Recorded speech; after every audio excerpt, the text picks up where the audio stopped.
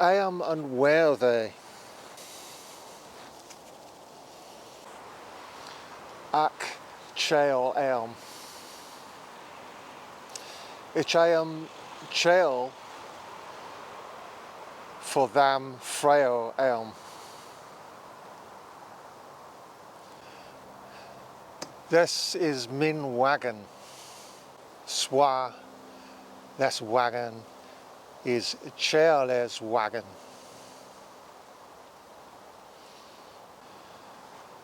I'm on the Ridgeway, the Ridgeway in capital letters. The significant road that passes from Avebury, at least Avebury, along the ridge up to Barrow, Badbury, up to Uffington and its White Horse. So it is a route that is full of antiquarian magic. But it is, as I was talking to Neil on the internet, it is only part of a prehistoric stroke medieval stroke Roman network of roads that crisscross the entire country. As I've mentioned before, if you want to keep your feet dry, you'll come up out of the valleys on the water, above the watershed, and travel that way. They were basically the motorways that went across the country but didn't go into the villages. Though in the prehistoric period, obviously, they went into places like the hill forts, Uffington and so on.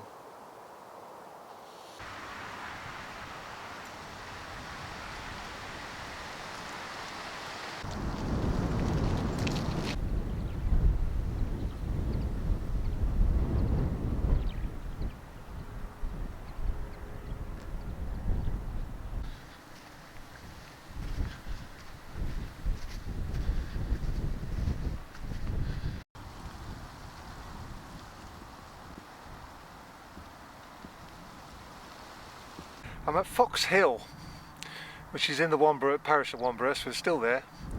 And what we have is a anglo-saxon burial up here. Another one on the Ridgeway, which is a prehistoric boundary. It's on a bit of a crossroads with, at the foot of the hill, it's a crossroads with the Roman road, the Ermin Way. Heian Strata, probably. And again, we've seen that continuity of, we know they're Anglo-Saxon because of the circumstances and the goods that are buried with them. And again, it shows us that the English made use of, in this area, they made use of British symbols, the Ermin Way, the Ridgeway, and so on. And we're going to see some more of that on this walk as well. So we're seeing continuity from the prehistoric through the Roman into the English period. And that's a really interesting area for me. It's worth mentioning that in the Saxon, one of the Saxon charters of Wanborough, there's two, plus we have the charter of Liddington, which butts onto Wanborough. It mentions, I can't precisely pinpoint where this is, but there's a place named as the Heathen Burialsas, which means the heathen burials, and often there isn't a barrow or anything. They're very probably talking about their own heathen, not the people who came before them, but their own heathen, so this is written in the Christian period, the Anglo-Saxon period.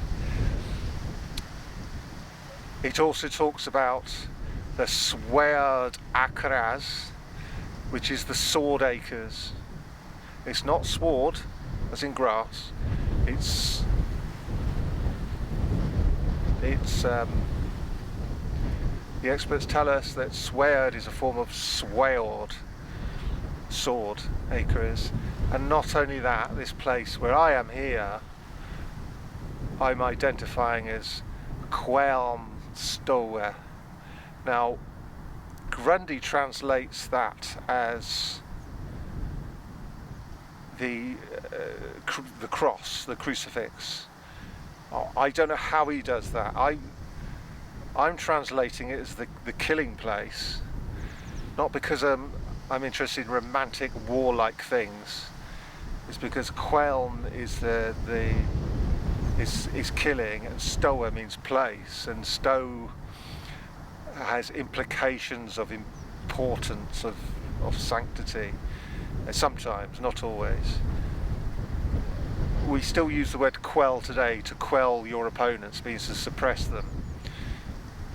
In Anglo-Saxon period, that is to kill them.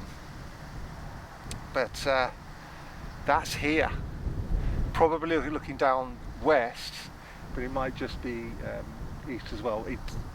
I don't know whether it suggests a battle or anything like that, or some huge military crisis. I'm just giving you what's in the charters.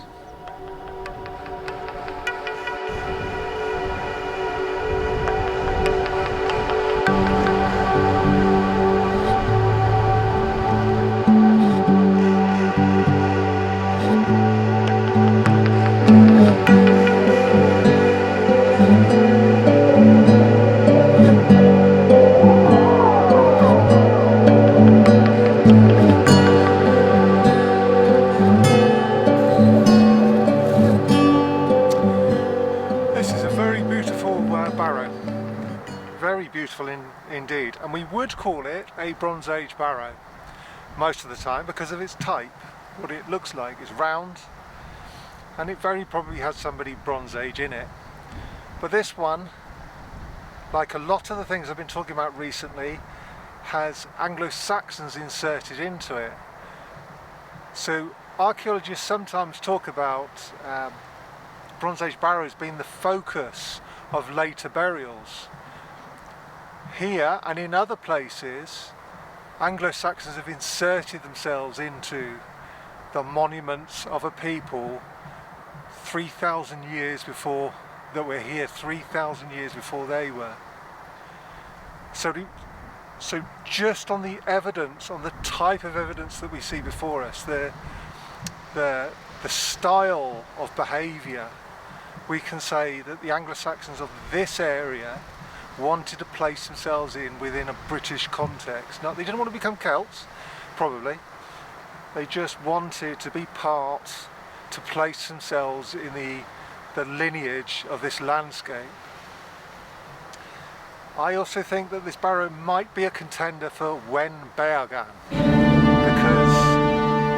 because it is not quite in Wanborough parish, but Wanborough parish was bigger in the Anglo-Saxon period. It included Little Heathen, which could bring this barrow within that landscape. It is also in the right place because it is near a place called Cat Holle, which means cat hollow, and that is in two of the charters, around about somewhere over there. Oh, good afternoon. And so what we have, I think it's a contender. There could be another barrow very close to here that has been ploughed out that was in reality Wenbeorgan. I'm not going to stick my neck out 100%, but I think this is a contender.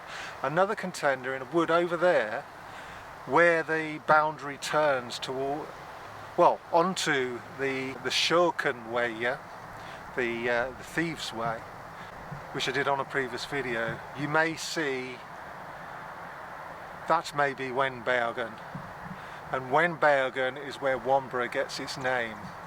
The sound change, the loss of case endings, and it's what it should be today, Wanborough.